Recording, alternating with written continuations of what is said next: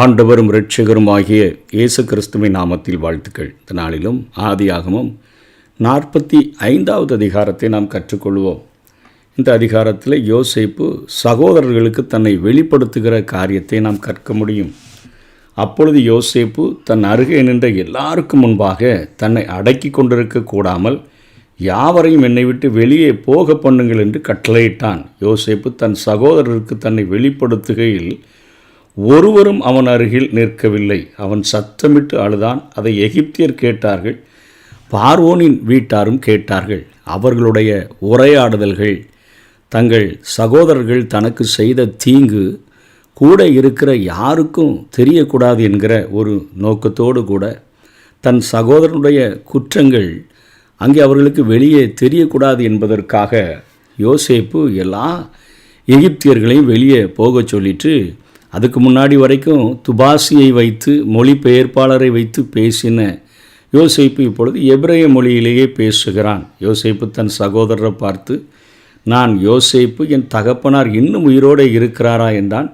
அவனுடைய சகோதரர் அவனுக்கு முன்பாக கலக்கமுற்றிருந்ததினாலே அவனுக்கு உத்தரவு சொல்லக்கூடாமல் இருந்தார்கள்.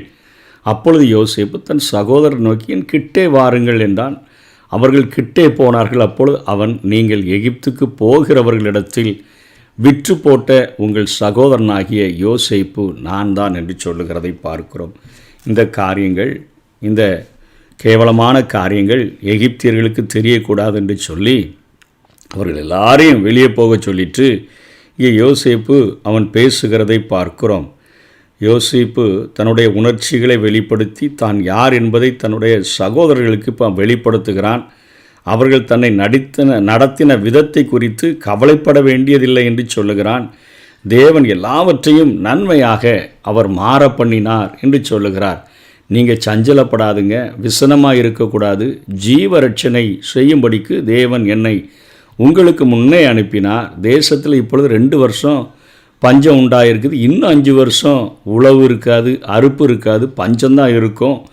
ஆகவே பூமியில் உங்கள் வம்சம் ஒழியாமல் இருக்க உங்களை ஆதரிக்கிறதற்காகவும் பெரிய ரட்சிப்பினால் உங்களை உயிரோடை காப்பதற்காகவும் தேவன் என்னை உங்களுக்கு முன்னமே அனுப்பினார் என்று சொல்லுகிறதை பார்க்கிறோம்.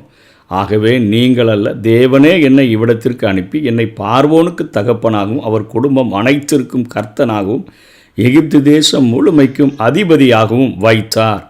ஆகவே நீங்கள் சீக்கிரமாக போய் தகப்பனார் இடத்துல போய் இந்த காரியங்களெல்லாம் சொல்லி நீங்கள் அவங்கள, உங்களுடைய மனைவிமார்கள், பிள்ளைகள், உங்களுடைய குடும்பம், உங்களுடைய எல்லாவற்றையும் எடுத்துக்கொண்டு வரக்கூடிய எல்லாவற்றையும் நீங்கள் எடுத்துகிட்டு வந்துடுங்க என்று பேசுகிறதை பார்க்கிறோம். அவர்கள் தங்கள் தகப்பன் வீட்டாரையும் தகப்பனையும் பஞ்சகாலத்தில் எஞ்சிய 5 ஆண்டுகளும் எகிப்து தேசத்தில் இருந்த கோசேன் நாட்டில் அவர்கள் தங்கி இருக்கும்படி அழைத்து கொண்டு வர வேண்டும் என்று இங்கே சொல்லுகிறான். அவருடைய உடைமைகள் யாவற்றையும் கொண்டு வந்துருங்க. எகிப்தில் எனக்கு உண்டாயிருக்கிற சகல மகிமையும் நீங்கள் கண்ட யாவையும் என் தகப்பனுக்கு அறிவியுங்கள் என்று சொல்லுகிறான். இன்றைக்கும் தேவனுடைய முன்னிலையில் அவருடைய பிரியமான குமாரனாகிய இயேசு கிறிஸ்து அவர் ஒப்பு கொடுக்கப்பட்டு அவர் சிலுவையில் அறையப்பட்டாரே, அவர் அங்கே தன்னை வெளிப்படுத்துகிற போது கல்வாரி கிறிஸ்து இஸ்ரவேல் மக்களுக்கு முன்பு அவர் தோன்றி மேசியா என்று வெளிப்படுத்துகிற போது அந்த மக்கள் அடையப்போகிற மகிழ்ச்சிக்கு இது ஒரு நிழலாட்டமாக இங்கே சொல்லப்பட்டிருக்கிறது. கடைசி நாட்களில் ஆண்டவராகிய இயேசு கிறிஸ்து தான் மேசியாவாக வருவார். அவரை சிலுவையில் ஏற்றி அறைந்து கொலை செய்த யூத மக்கள் அவரை பார்க்கிற பொழுது அவர்கள் ஒரு மிகுந்த ஒரு சந்தோஷத்தை அவர்கள் அடைய முடியும் என்கிற காரியத்திற்கு ஒரு காட்சியாக நீங்கள் என்ன இப்படி சிலுவையில் ஏற்றி கொண்டதுனால நீங்கள் இன்னும் அதற்காக சஞ்சலப்படாதுங்க, விசனப்படாதுங்க. இந்த மரணத்தின் வழியாகத்தான், இந்த கல்வாரி சிலுவையின் வழியாகத்தான் முழு உலகத்திற்கும் ரட்சிப்பை தேவன் தன்னுடைய திட்டத்தின் மூலம் வெளிப்படுத்தினார். ஆகவே என்னுடைய ஒப்பு கொடுக்குதல் இல்லாமல், கல்வாரி மரணம் இல்லாமல் இந்த உலகத்தில் ஒரு மனிதனும் பிதாவினிடத்தில் வர முடியாதே, அவர்கள் ரட்சிக்கப்பட முடியாதே, அவர்கள் பராமரிக்கப்பட முடியாதே, அவர்கள் பாதுகாக்கப்பட முடியாதே, அவர்கள் நித்திய ஜீவனை பெற முடியாதே. அந்த திட்டத்திற்காகத்தான் உங்களுடைய கரங்களினால் ஆண்டவராகிய இயேசு கிறிஸ்து கொலை செய்யப்பட்டார் என்கிற காரியங்கள் கடைசி நாட்களிலே யூதர்களுக்கு வெளிப்படுத்தப்படுமே, அந்த காட்சி இங்கே நிழலாட்டமாக சொல்லப்பட்டிருக்கிறதை பார்க்கிறோம். என்ன நடந்து கொண்டிருக்கிறது என்பதை பார்வோன் கேள்விப்பட்ட போது யோசேப்பின் சகோதரர் தங்களுடைய தகப்பனையும் வீட்டாரையும் கானானிலிருந்து அழைத்து கொண்டு வரும்படி பார்வோனும் கூறுறாரு. ஆனாலும் அவர்கள் பெரிய தட்டுமுட்டு ஜாமான்களை குறித்துலாம் கவலைப்பட வேண்டாம், எல்லாம் எகிப்தில் நான் தந்துடுறேன்ப்பா. அவர்கள் அங்கே பார்வோன் தனக்கு கொடுத்த வண்டிகளில் யோசேப்பு அளித்த வஸ்திரங்கள், விலங்குகள், மற்ற தேவையான பொருட்கள் அனைத்தும் எடுத்துக்கொண்டு அங்கே கானானுக்கு செல்லுகிறார்கள். தன்னுடைய சகோதரனை 20 வெள்ளி காசுக்கு விற்று போட்டார்கள். இப்பொழுது பென்யமீனுக்கு யோசேப்பு 30 வெள்ளி காசு 5 மாற்று வஸ்திரங்களை கொடுக்குறான். மற்ற சகோதரர்களுக்கு மாற்று வஸ்திரங்களையும் கொடுத்து அங்கே அவர்களுக்கு நிறைய வண்டிகளை கொடுத்து எகிப்தினுடைய வெகுமதிகளெல்லாம் அவர்களுக்கு தரப்பட்டு அவர்கள் அனுப்பப்படுகிறார்கள். பல ஆண்டுகளுக்கு முன் அவர்கள் தன்னை தகாத முறையில் நடத்தியதன் காரணமாக இப்பொழுது திரும்பி செல்லுகிற வழியில் அவர்கள் ஒருவரை ஒருவர் குற்றம் சாட்டி ஒருவருக்கொருவர் சண்டை போடக்கூடாது என்றும் அங்கே யோசேப்பு எச்சரித்து அனுப்புகிறான்.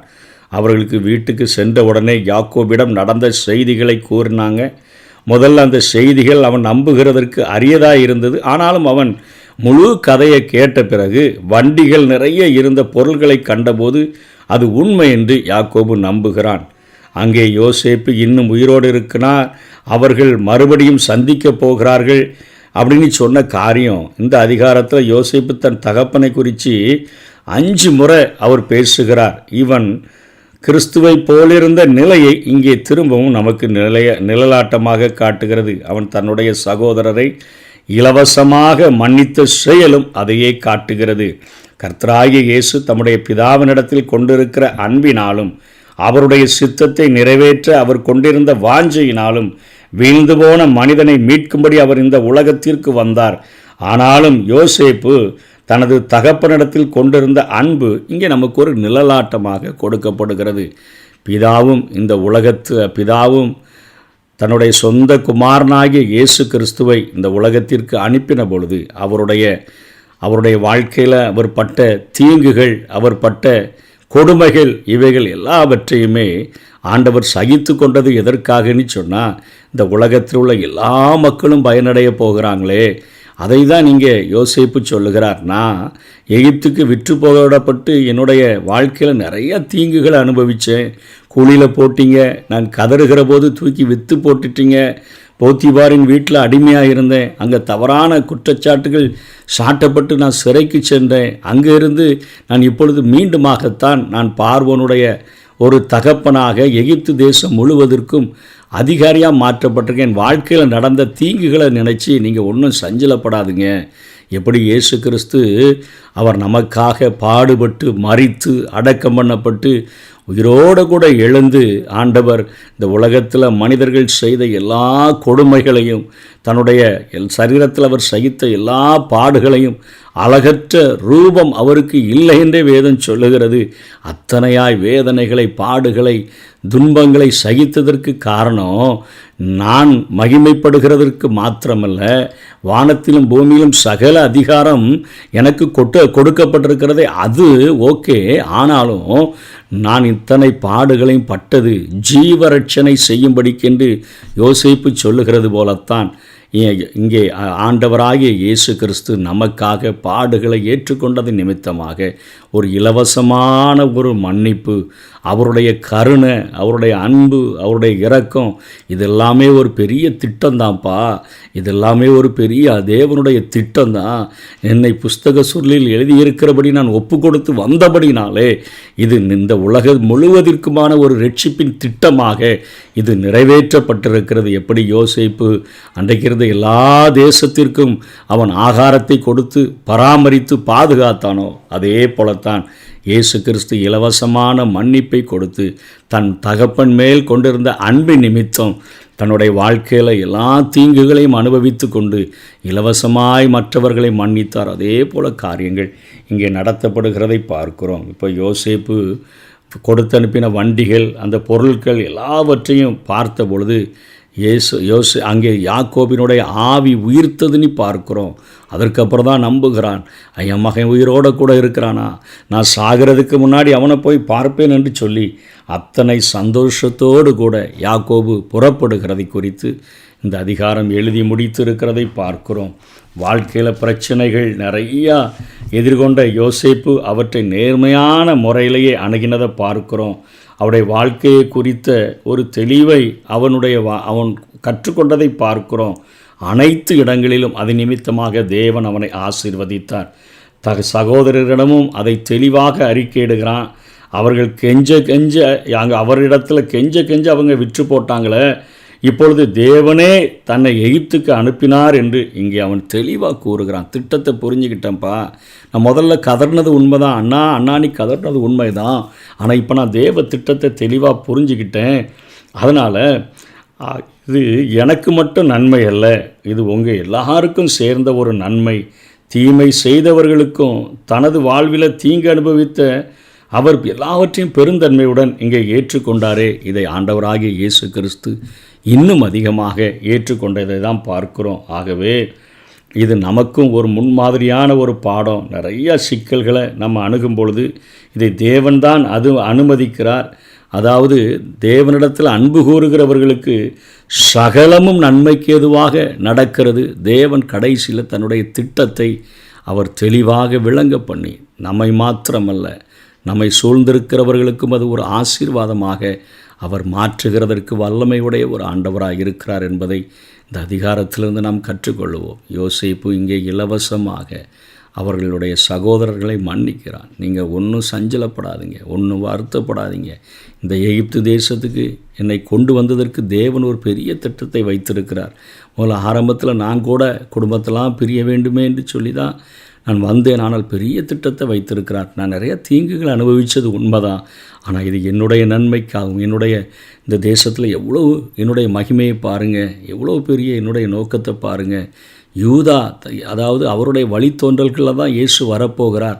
அவனுடைய சந்ததி கூட அங்கே கானானில் அழியக்கூடாதுன்னு சொல்லி அவனுடைய குடும்பத்தையும், அதாவது கிறிஸ்து தோன்றப்போகிற அந்த குடும்பத்தையும் வைத்து பராமரிக்கிற ஒரு பொறுப்பை ஆண்டவர் என்னுடைய கரங்களில் தந்திருக்கிறார். அதனால் நீங்கள் சஞ்சலப்படாதீங்க, விசனப்படாதீங்க.